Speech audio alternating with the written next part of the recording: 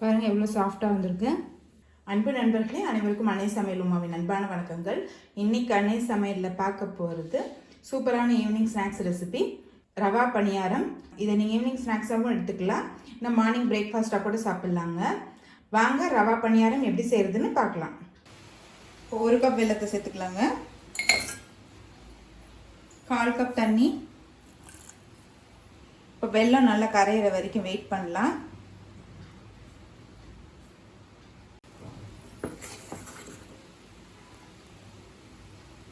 இப்போ வெல்லம் பாருங்கள் நல்லாவே கரைஞ்சிருச்சு.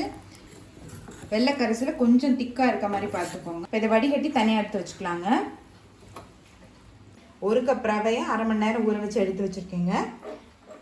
இது கூடவே 3 ஏலக்காயும் சேர்த்து மிக்சியில் நைஸாக அரைச்சிக்கலாங்க. இப்போ மிக்சியில் அரைச்சி வச்சுருக்க ரவையை சேர்த்துக்கலாம். 1/4 கப் கோதுமை மாவு, 1 டேபிள் ஸ்பூன் அரிசி மாவு, 2 டேபிள் ஸ்பூன் தேங்காய் துருவல். இப்போ இது எல்லாத்தையும் நல்லா மிக்ஸ் பண்ணிக்கலாங்க. கட்டி இல்லாமல் நல்லா கரைச்சிக்கோங்க.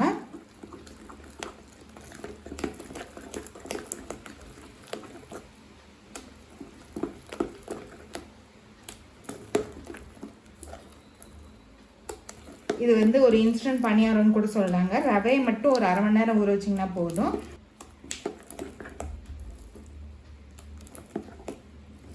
அடுத்தது ஆறின வெள்ளைப்பாக்கு இது கூடவே சேர்த்துக்கலாம்.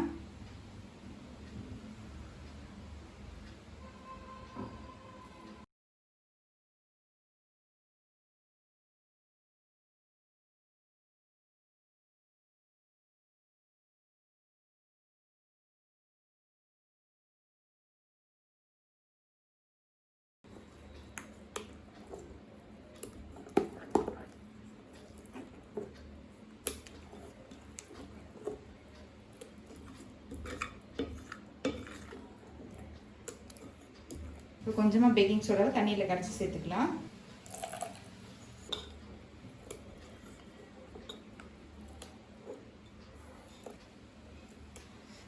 தோசை மாவோட கொஞ்சம் தண்ணியாக இருக்கணும். இப்போ அடுத்தது நம்ம பணியாரம் செய்ய ஆரம்பிச்சிடலாம். பணியாரங்கள் சூடாயிடுச்சு.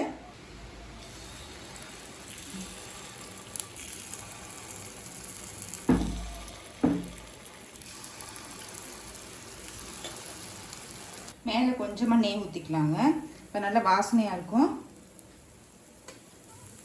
மெதுவாக திருப்பிக்கலாங்க.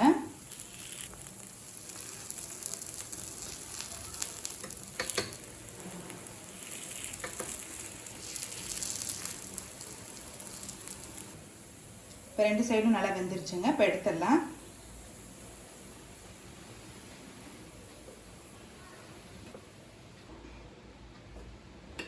நெய்யிலே பண்ணிங்கன்னா ரொம்ப நல்லா இருக்குங்க.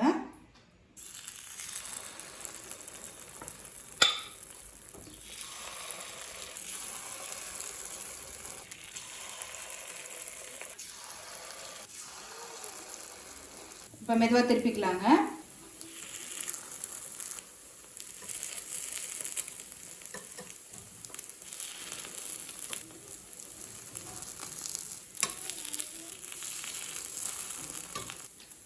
இப்போ 2 சைடுமே நல்லா வெந்துருச்சுங்க. இப்போ எடுத்துடலாம்.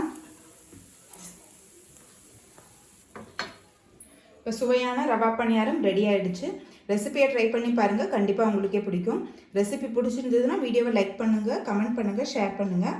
இது வரைக்கும் அன்னை சமையல் சேனலை சப்ஸ்கிரைப் பண்ணலன்னா சப்ஸ்கிரைப் பண்ணுங்கள். தேங்க்யூ.